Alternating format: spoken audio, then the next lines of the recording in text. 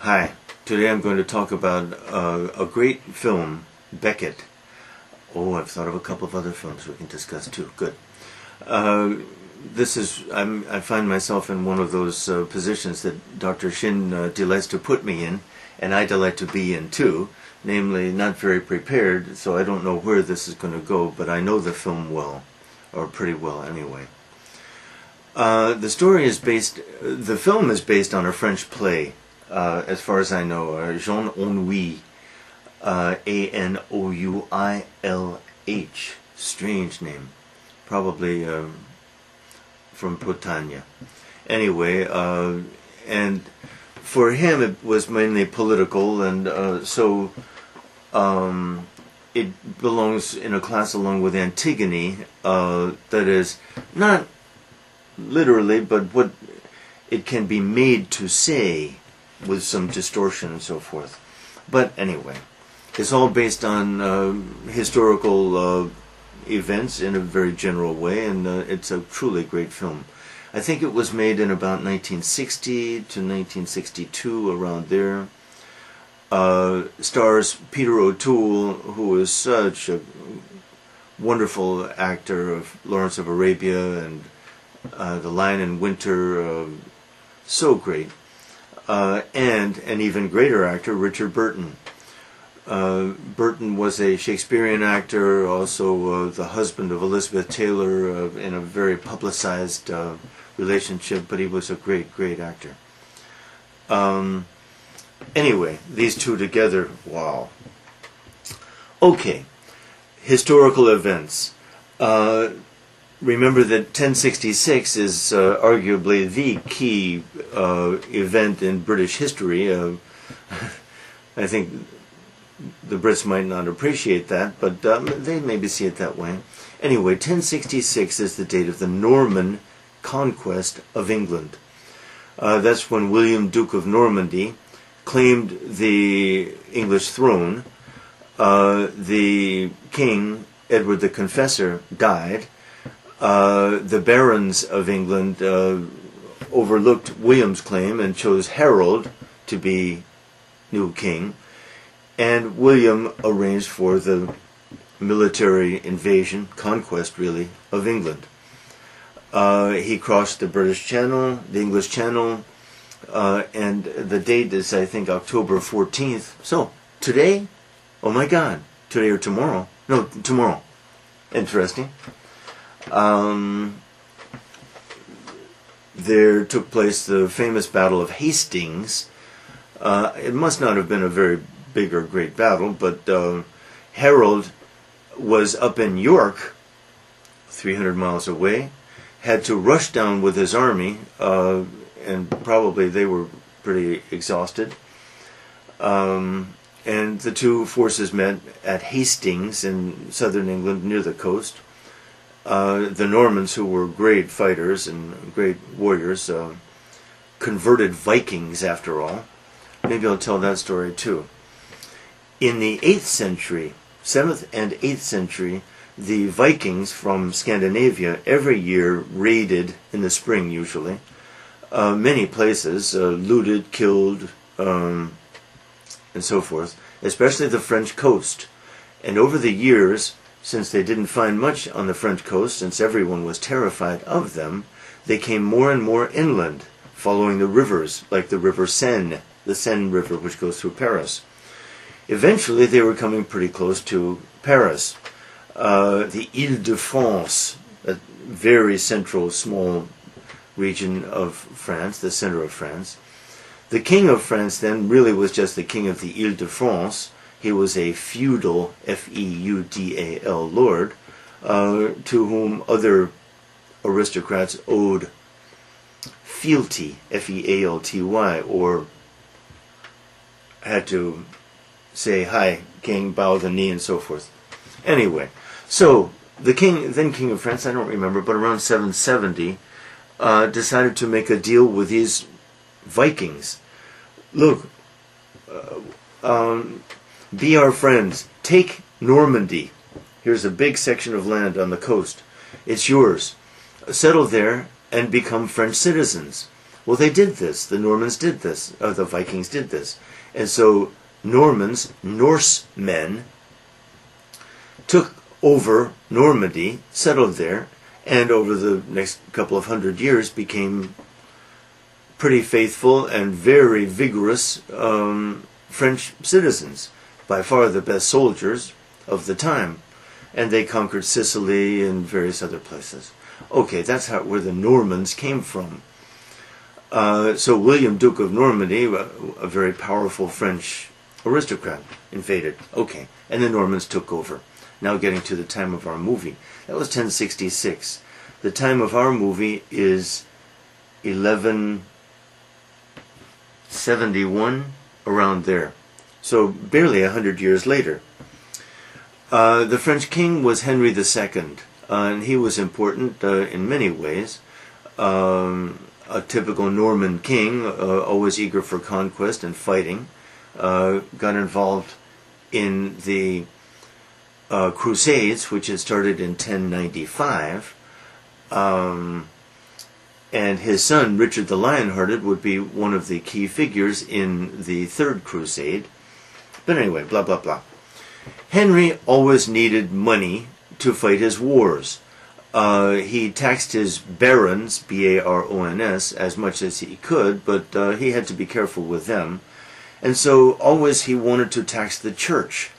But the church was always a problem, because the church owned huge tracts of land, but the church was protected from taxation by being the church. And of course, it's a typical struggle for power between the state and the church. And the church always had to fear excommunication by the Pope if the church adopted strong-arm tactics if the state adopted strong-arm tactics against the church. So this was Henry's dilemma. Now Henry's main advisor was Becket, Thomas A. Becket, who was a Saxon, because of course when the Normans took over, they took over from the Anglo-Saxons, the Angles and the Saxons and the Jutes, these Germanic tribes which had settled there in the 5th century. Becket was a Saxon, educated, but of course the Norman barons hated him and distrusted him. But Henry used him for political purposes because at least he felt he could trust him more. And they were young men, and they had many adventures together, sexual and drinking bouts and all that, and spent all night, sometimes sleeping in a barn in the film, seducing some girl or something, laughing and boyish humor. Okay, the drama with the church grows more intense, and then suddenly the Archbishop of Canterbury dies. The Archbishop of Canterbury is traditionally, was and still is, the most powerful ecclesiastical figure in England. Then, in the Catholic Church, of course, now in the Church of England, Anglican Church. Okay, well, the Archbishop of England died, and the charming scene where Henry says to Becket, oh my God, I don't understand it. I'm suddenly becoming very clever. I've had an idea. I can't stand it. What's happened to me? I'm becoming clever. Because a lot of humor of the film, and the film is wonderfully humorous, is aimed at the Normans. The Normans are depicted as kind of brutes. And Becket, in one humorous earlier scene, introduces to Henry the fork. It's a very refined, un-Norman instrument, he says. Refined, un-Norman. If it were refined, it could not be Norman.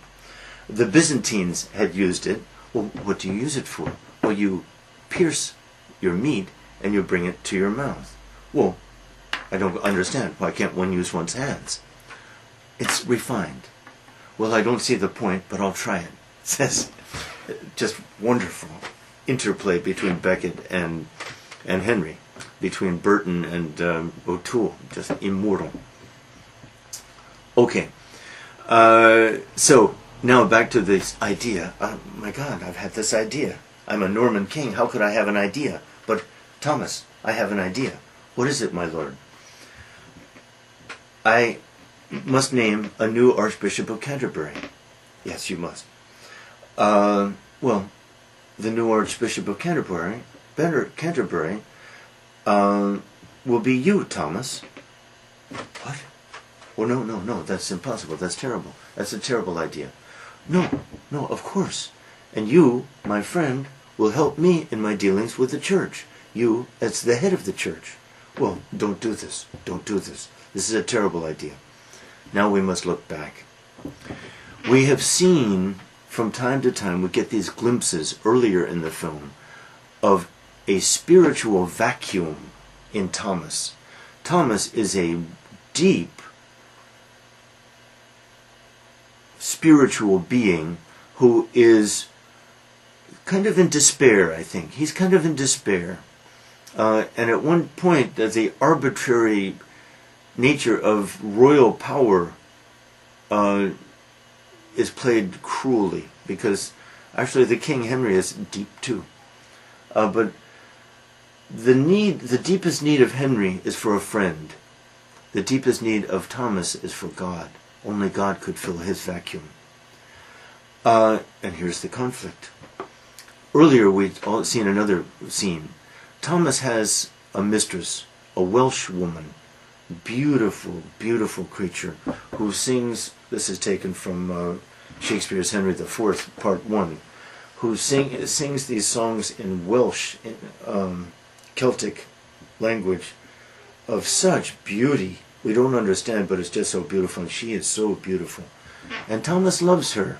As much as he can love a woman, he loves her. But Thomas annoys Henry at one point, and Henry, in a drunken moment, comes to see Thomas at night and basically says, "You're my friend, right? Yes. You'll do anything for me? Yes, you're my king. Lend me your woman for the night." Thomas agrees. She, brilliant, knows that when she returns, Thomas, will never touch her again, will not be able to overcome his aversion for her, but what can he do? So Henry has forced this to happen, and it shows how arbitrary, how willful, how spoiled, boyish, childish royal power could be. Whimsical.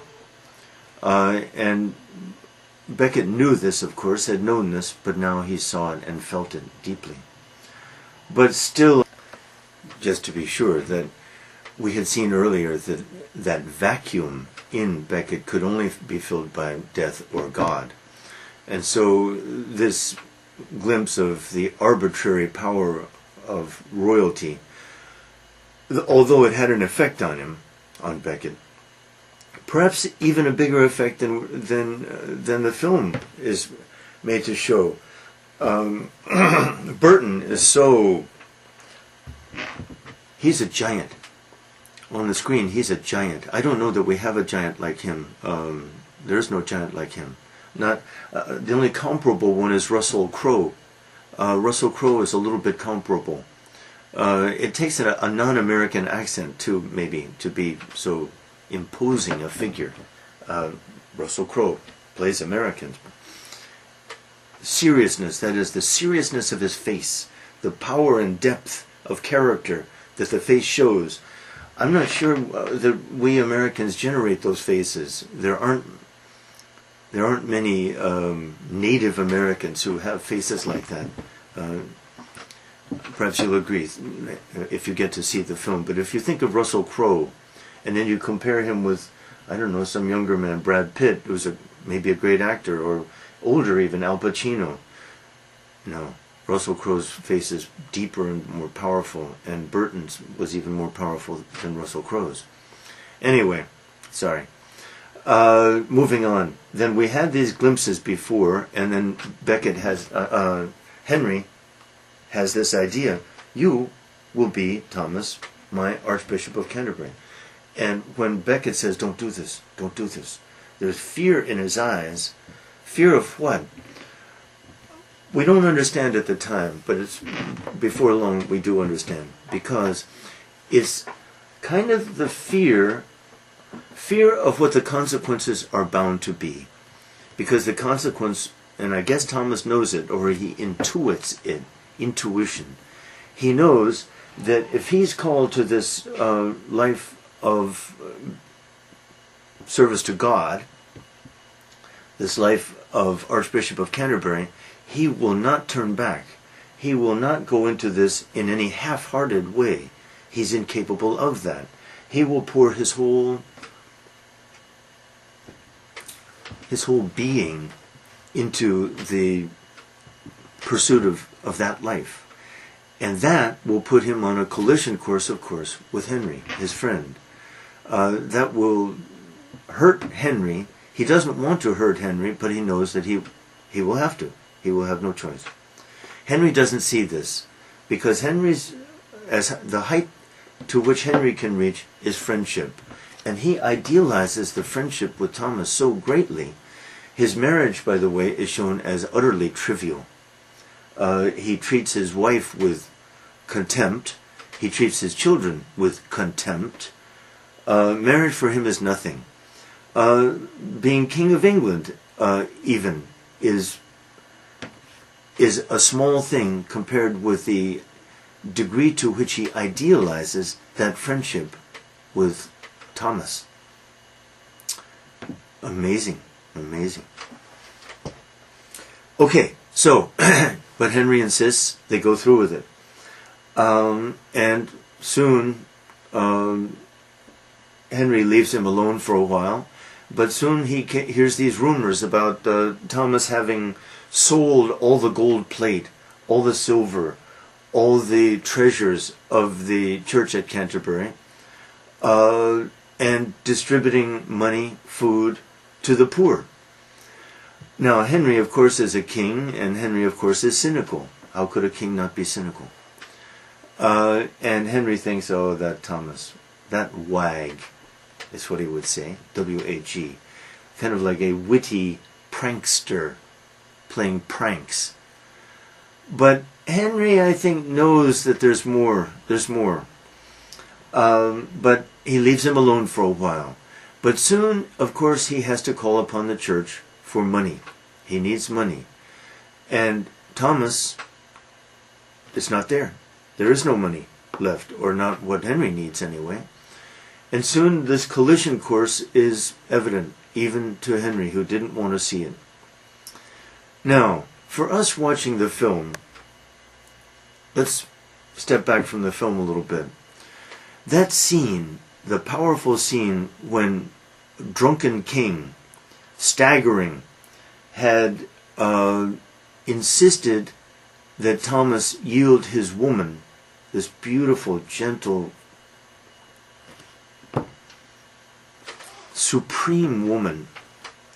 Can't think of anything comparable in any film. Or, I mean, she's just perfection. She is so beautiful, so gentle, devoted to Becket. By the way, she understands Becket. She understands him better than Thomas does, because she sees that vacuum in Thomas more clearly than Henry can. Probably she has seen him in more vulnerable times as a woman. She has seen him more vulnerable, and she sees the aching longing for something more than human in Thomas. She sees that. Henry doesn't see that. That's not Henry's fault, maybe. Anyway, my point is to speculate for a moment. The film lets us speculate on what really happened in that scene. Because what really Henry did was he took away from Becket that night. He took away from Becket the only human being who could possibly a little bit have filled that vacuum in Thomas. She couldn't have filled it completely, but she could have filled it a little bit. And what Henry did was snatch that away from him, from Becket. Sully it, S-U-L-L-Y. Taint it, make it dirty. And spoil it, ruin it, snatch it away from him. And so, is it possible that when Becket does what he does, he's, in a sense, striking back at Henry the only way he can, but a very huge way? I'm not sure that the film excludes that possibility. That possibility remains. From a secular point of view, okay, from the religious point of view, you can see the film is very religious, though it never pushes too far, as I'll show you.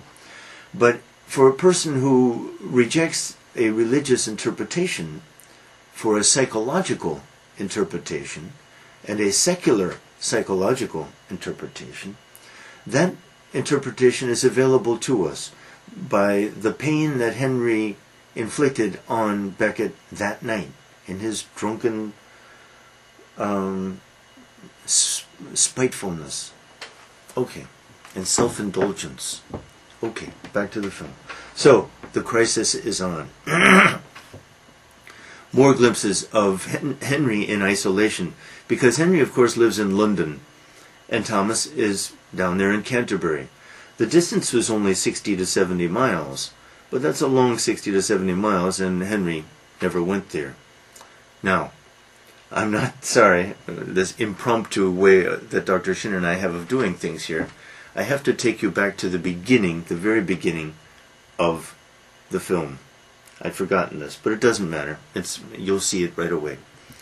The opening scene has Henry at Canterbury, arriving at Canterbury, entering the church, waving to the crowd, hooray, long live the king, and all that. He enters the church, goes downstairs into the crypt, that kind of basement there, secret place really, crypt, hidden, removing his shirt, removing his royal shirt, as sarcastic and humorous every moment of the way. He's Peter O'Toole, a genius. Irony written all over his face as he does this. He takes off his shirt, bows down, and kneels down, and holds on to like a chest.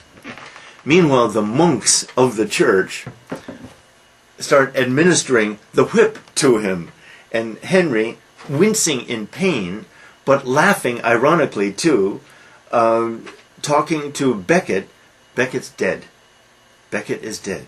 Why is Henry the King doing this? Why is Henry the King submitting to this? Because, of course, Becket was killed by Henry's thugs, Henry's henchmen. The film consists entirely in Henry's narration of the events that took place. Deliciously witty, naughty, witty, wonderful.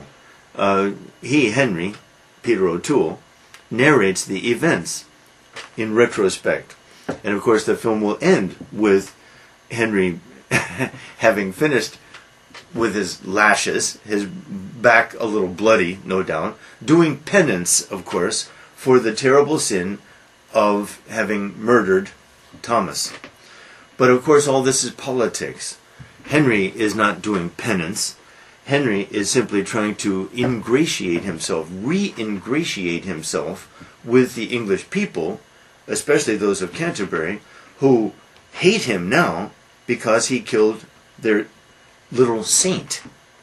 Because Thomas, of course, was very quickly canonized, made a saint, after his murder, after his martyrdom. A martyr. M-A-R-T-Y-R. Okay, sorry, but now you see the film in a slightly different perspective, but really it doesn't change much, except that it's Henry who is narrating these events with irony and a sense of naughty sarcasm about everything, including even his own pain. Because why is he doing this? He appears to be doing this. Look, my people, I'm truly sorry that I am at all related to am at all guilty of the martyrdom of my great friend Thomas. But really, of course, he's only doing this for political reasons, of course. But he is so complex, and Thomas is so complex, that there are many levels at the same time. And really, human beings are that complex, though art seldom captures that. We live on many levels at the same time. A spiritual dimension, no doubt. A carnal, physical dimension, no doubt. A political dimension, no doubt. And these are simply our names, crude and general, that that allow us to understand somewhat what we are and what we do at any moment of our lives. A great film like this, I think, makes such an interpretation very believable, though in the end it's only an interpretation. I'll repeat that for a moment. The film makes clear, in such great characters, that we, human beings, like them, the film makes explicit what we often don't realize, I would say anyway, that we live on several levels at the same time. A spiritual level, dimly aware of God, dimly aware of our moral obligations, dimly aware that we fall short of our moral obligations, dimly aware of our imperfections, or worse, dimly aware of our mortality, all this dimly, and that dimension mostly we try to suppress. We're only when forced to confront that dimension do we confront that dimension. I'm making spiritual and moral kind of the same, but they could be treated as two different dimensions too. Then at the opposite extreme, I suppose our carnal level of existence, dimly aware that we're sitting in a room eating or drinking or feeling pain or feeling pleasure or feeling sleepy or excited or whatever. Our carnal emotional, notice how those quickly intermingle and are inseparable, and when am I ever carnal? Never. Because the emotions and mind invade all that. You see, but I would say the film makes this kind of explicit. What a work of genius. What a work of genius. And the actors worthy of that, I would say. Anyway, so back to our film. The distress of Henry without Becket, feeling betrayed by Becket, dimly aware, I'm overusing that, but it's always that, dimly aware that it's his own fault that he finds himself in this situation, dissatisfied, irritable with his family, totally scornful of his wife, who was a great woman in history, Eleanor of Aquitaine. God, a giant of a woman. Wow. His wife treated like a like a shrew, an irritable shrew, S-H-R-E-W, in the film, unfortunately. But anyway, drunk, irritable, his four barons, burly Normans, standing there while he's eating and drinking one night. And in his drunkenness he says, famous words, "Will no one rid me of this meddlesome priest?" These are the words that have come down in history. Will no one help me get rid of this meddlesome priest, meddlesome, getting involved in my business, priest, Becket. The four barons look at each other, nod, and leave. And we know, of course, what will happen. This is a famous event in history. They ride all night to Canterbury, of course. In the morning, early in the morning, Becket, as every morning, is at the altar of his church, the great cathedral, this is the old one, it will be rebuilt after his death, saying Mass. He almost expects what happens. He continues Mass. The four men stand at the bottom of the stairs leading up to the altar, and then Becket, when he finishes Mass, says, "What can I do for you, my brothers?" Comes down the stairs, and they kill him. They murder him right there in the church. Whoa!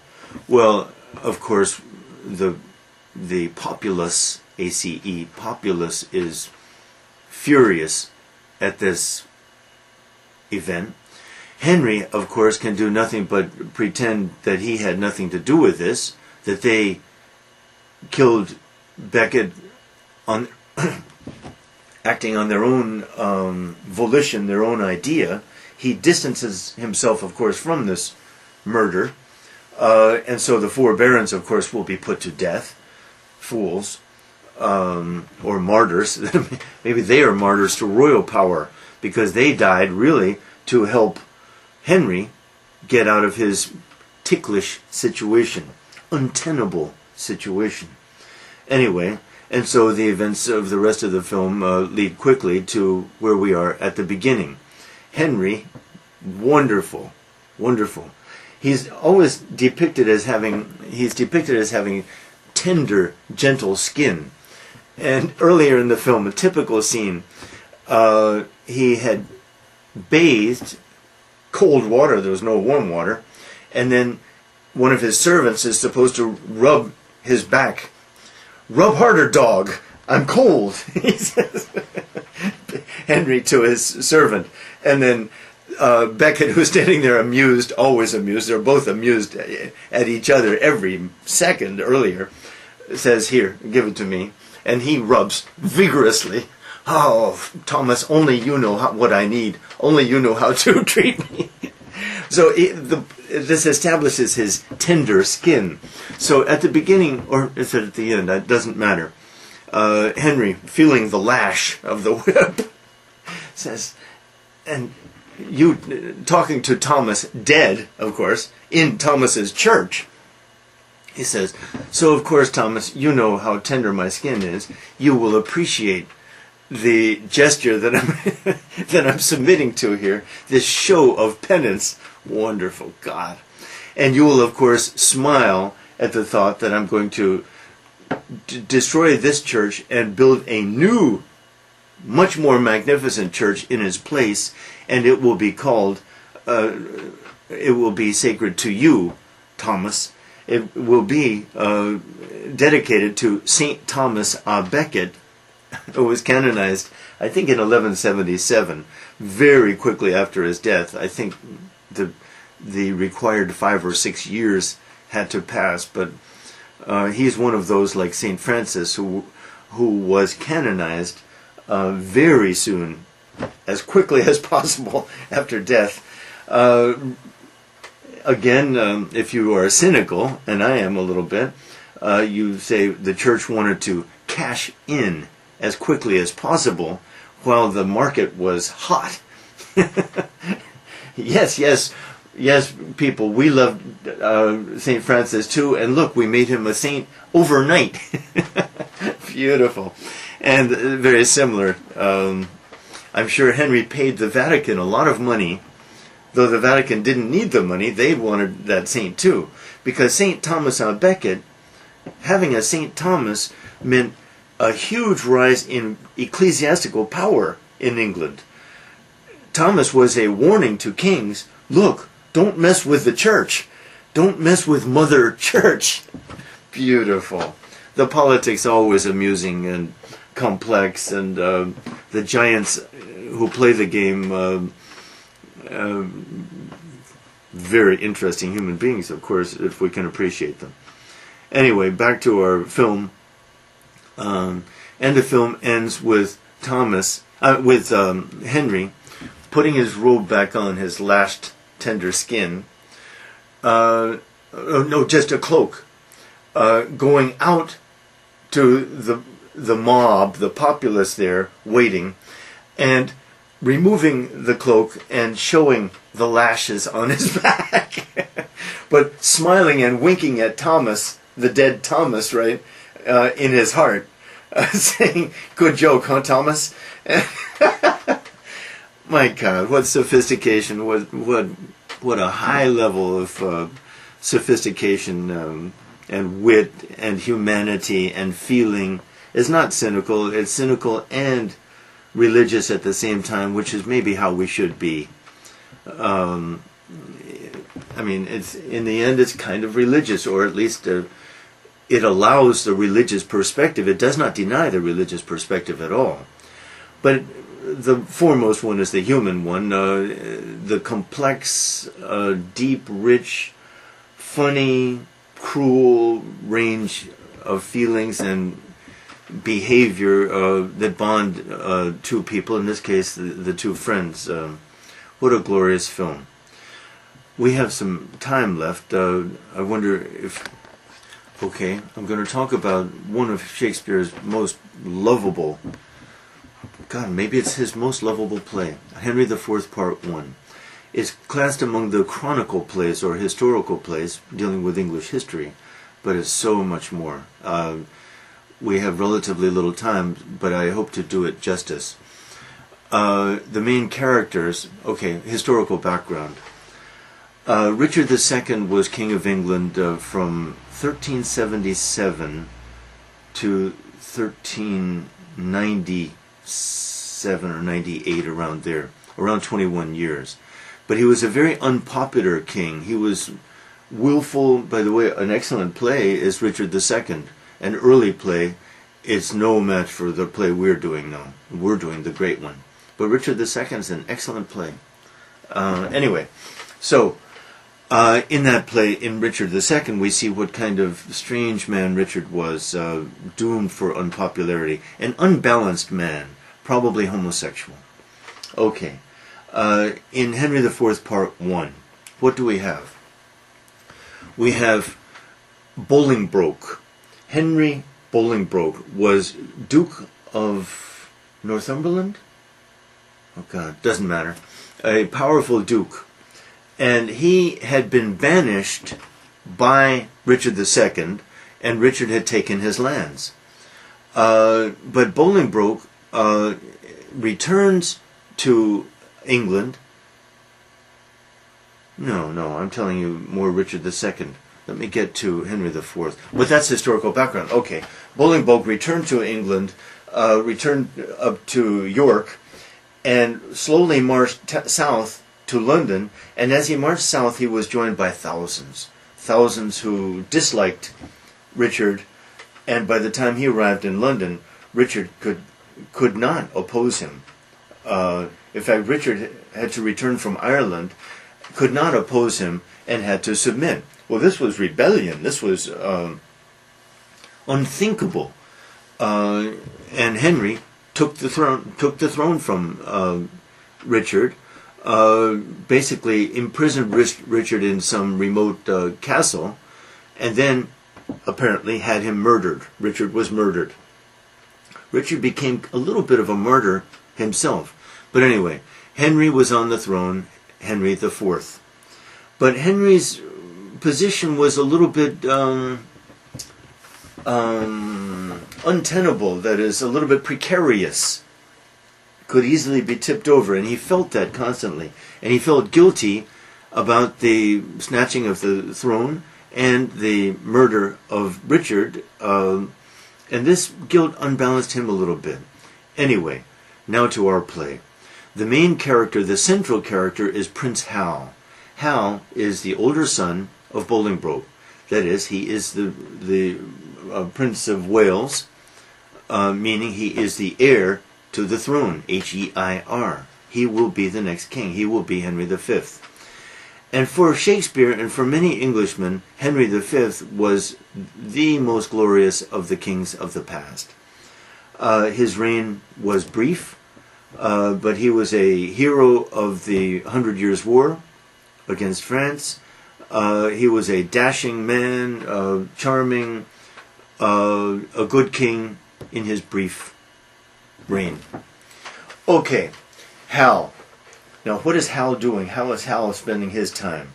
Hal is spending his time drinking and chasing after women, partying, playing elaborate jokes and pranks, stealing even. And his number one friend is one of the giants of Shakespeare. I'm so glad we get to talk about this today. What's his name? Time out. Oh my God. I can't even think of his name. The most comical character in all of Shakespeare. What's it, the giant? Ah. Just 1 second, please. Oh my God. Scary. Henry VI, Richard III, Richard, the first part of Henry IV, there we go. Falstaff. Oh my God. At those times when I don't remember something that's so obvious, I start to panic, and that prevents me from remembering. Anyway, Falstaff. Falstaff is a very obese, immensely witty man. He is the wittiest creature in literature. Falstaff is the wittiest creature in literature. His wit is... how could Shakespeare encompass him and the other characters? It really exceeds anyone's grasp how that is possible, how it's humanly possible for that man, Shakespeare, to have created Falstaff as well as these other creatures, male and female. Okay, to our point. Falstaff is Sir John Falstaff. He's a knight, but he's a disreputable knight. And he drinks constantly, and every day needs money for his drink. And Hal is pretty generous, but Hal tries to keep some control of him too. And the interplay between these two characters is a treasure. The butt of the jokes, the objects of most of the humor, is Falstaff. But Falstaff is very witty about himself too, and Falstaff can give back just as well as he takes. I'll tell you about a scene, and then we have to expand to the political goings-on. In the most delicious scene of all, Hal, Falstaff, and their other guys, Poins, and there's a group of about 6 or 7 of them, are in an inn where they spend a lot of their time drinking and so forth, and clowning. And Hal has just received word that his father, Henry IV, wants to see him tomorrow at Windsor Castle, I think. And so, we better prepare for this. And so, immortal scene. Okay, Falstaff has the idea. Okay, Hal, you be Hal, I will be your father, and we will practice this so that you can think about what you're going to say to your father. And, okay, so first Falstaff speaks as Henry. My son, I do marvel at the company you keep. It's so low, it's so vulgar, it's so disgusting. All except one fellow, one outstanding fellow. I think I'm reversing it, but it doesn't matter. I'm sorry. No, I am reversing it. I better stop right there. In the first, Falstaff says, okay, I'll be you, you be your father. And so Hal speaks and he says, what low company you keep, especially that one fellow. What's his name? The fat one. Very witty. But then Falstaff takes over, and Falstaff steals completely, outwits Hal completely. And then Hal says, okay, well, wait, let's reverse roles. Now you, Falstaff, be my father, and I will be myself. And then the way I told you before happens. But Falstaff says, yes, he's the king now. It's hard to keep this straight. He's the king. So Falstaff is the king. Yes, I marvel at the low company you keep, my lad, but one fellow seems to be outstanding. He is martially noble, that is, he's a brave soldier, he's valiant, he's witty, And at the end of this speech, it rises to such a height, and Falstaff says, "Hang all the others, but keep that fellow Falstaff." We get a glimpse here of high drama, because what this really means is Falstaff knows that one day, of course he knows that one day, Hal will be king. And Falstaff must be feeling a little bit of anxiety, because what will King Hal, Henry V, do about his past friends? Will he treat them well, raise them to high positions? No, he can't. Will he put them to death? Possible. What will he do? And so the uncertainty of the future looms before him in a deep, deep way. And there's a kind of desperation in Falstaff's final speech of this delicious scene where he says, "Hang all the rest of these drunken fools, these thieves, these cut purses. But that fellow Falstaff, keep him. He's the best. He's the best." Wow! Just then, knock on the door. Okay, now I have to take you back to what's been happening. The historical situation is this. When Henry IV,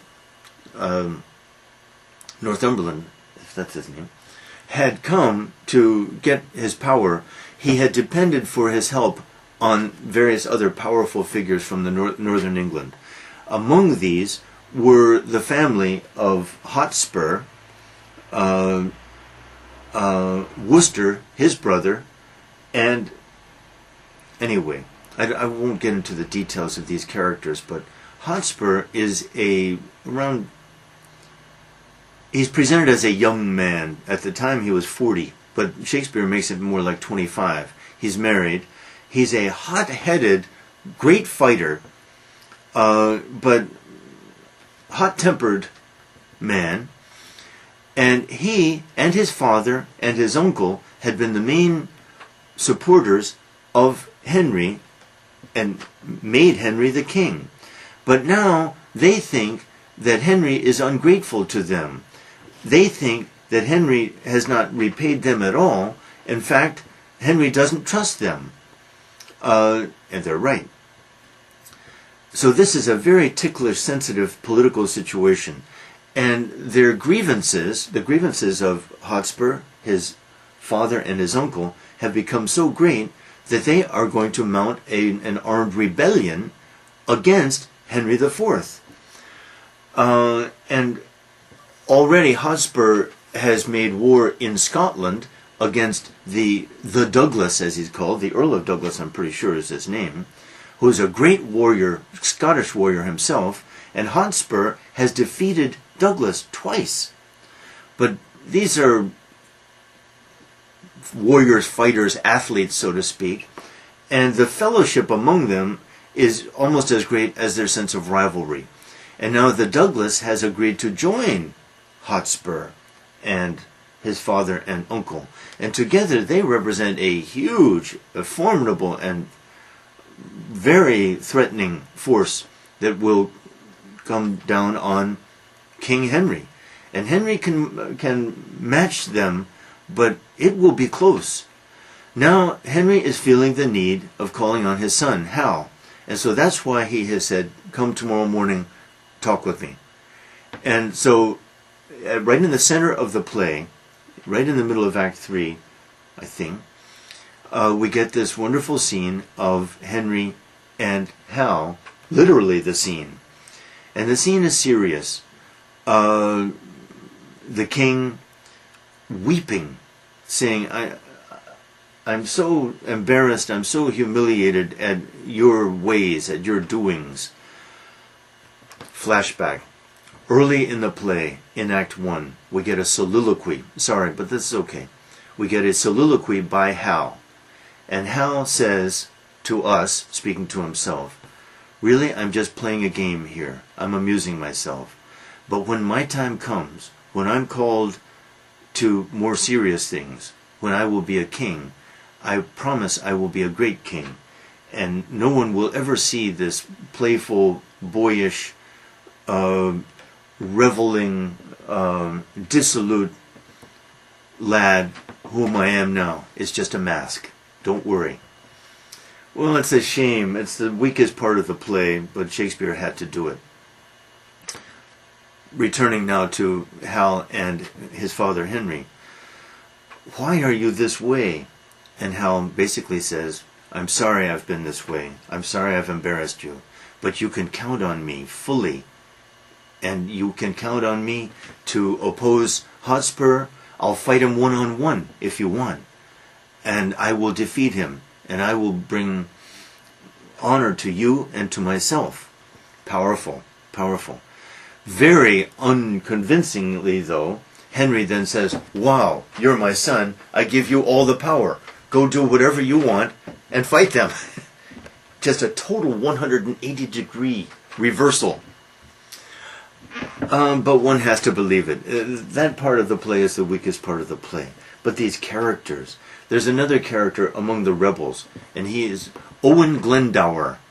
Owen Glendower is a Welshman, a warrior, a great fighter, and he too has been defeated by Hotspur. And Glendower's daughter he has given in marriage to Hotspur, to a relative of Hotspur's. Oh, what's his name? Maybe I can find it. Hotspur, Douglas, Worcester. Blah, blah, blah. Give me 1 second because it's a little bit important. Mortimer. And he's among the rebels too. Well, it's wonderful because, by the way, there's a perfect dovetailing here.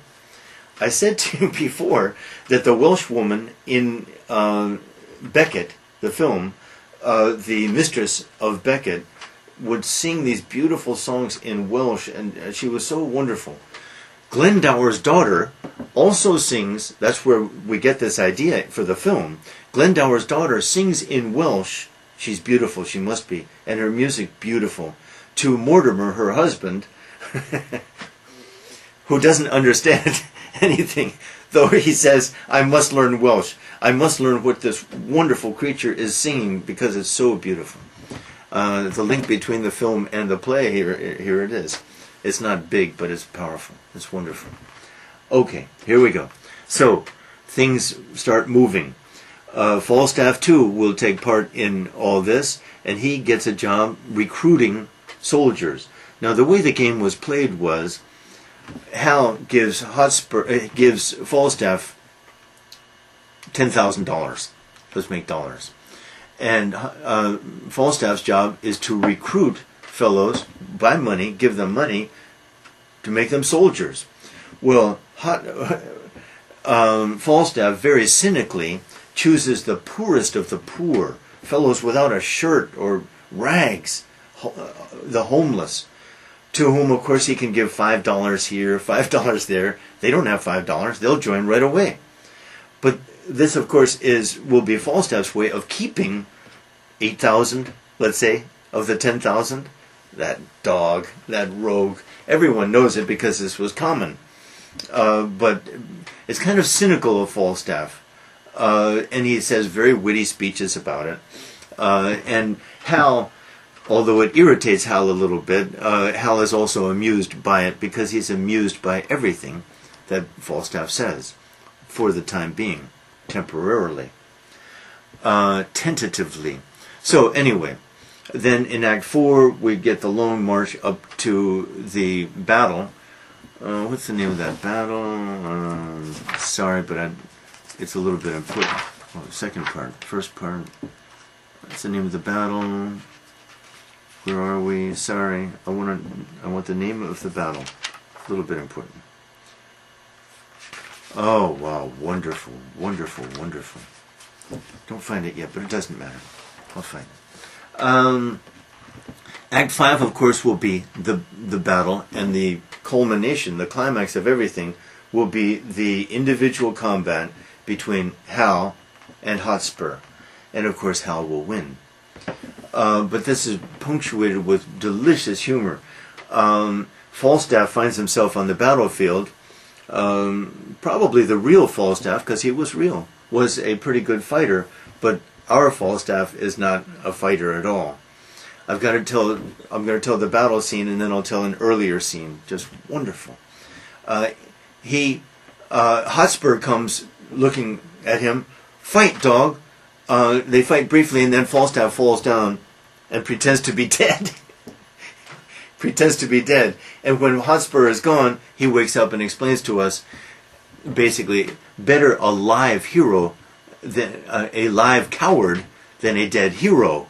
He doesn't want to be a dead hero. How do dead heroes benefit? Do they get a financial reward? Do they benefit in any way? No. Delicious, delicious speech about it's being better to be a live coward than a dead hero. And then even after Hal kills Hotspur, then Hal moves on. Then Falstaff goes and takes Hotspur's armor or something, his shield or something, and then claims that he killed Hotspur. He explains that Hal went moving on, but then Hotspur got up. He was not dead. He was living. And Falstaff, killed him. Sorry. 5 minutes? Good. Okay. Now, reverting to an earlier scene. Delicious. This is about Act 1, Act 2. When the boys, Hal, Falstaff, and the others are playing pranks. Hal comes and tells Falstaff and the others that a man will be carrying a lot of money from London to somewhere, and he will have to pass through the woods near where they are. They will rob him of that money. They need money. Great. And then they all agree to meet someplace in the woods that night. But then Hal explains to Ned Poins, his friend, a little higher class than these others, this is all a joke, because we will take the money and we'll return it later, but the joke will be on Falstaff, because Falstaff will take the money. That's it. Falstaff will steal the money, but then we will steal the money from Falstaff, and the joke will be that we too will take the money from those 5, but then later when we meet, we'll ask what happened. We will be disguised. We, Hal and Poins, will be disguised, and later when we ask Falstaff what happened, the joke will be Falstaff's lies, because Falstaff will claim that they were attacked by 50, 100, 200, that Falstaff, killed 50 of them, but finally had to yield, when really it's only 2 who are taking the money from Falstaff. Well, the wit is wonderful, unparalleled, unequalable. The wit of Henry IV Part 1 is unbeatable in any of the comedies. None of the comedies is as witty, as wonderful, as memorable as Henry IV Part 1, which of course is not a comedy. It's not a tragedy either. It's a chronicle play. In the end, Hal has, of course, defeated the enemy. Peace is in England, and everyone realizes that Hal will be a great king. After this play, we have Henry IV Part 2, when Henry IV dies and Hal becomes king. And after that, we get Henry V, and then we get Henry VI Part 1, 2, 3. All these 6 plays form 2 trilogies in a sense. Richard II, Henry IV Part 1, Henry IV Part 2. Then we get Henry V, it must be 2 tetralogies. It's 8 plays. At the heart of Shakespeare's works, really. Richard II. Oh yeah, got it. Richard II, Henry IV Part 1, Henry IV Part 2, Henry V. Then Henry VI Part 1, 2, 3, and Richard III. These form a historical sequence in the heart of Shakespeare's history works, and the hero of that whole series is Hal, who dominates Henry IV Part 1, Henry IV Part 2, and of course Henry V. And then he'll die. Okay, good enough. Thank you.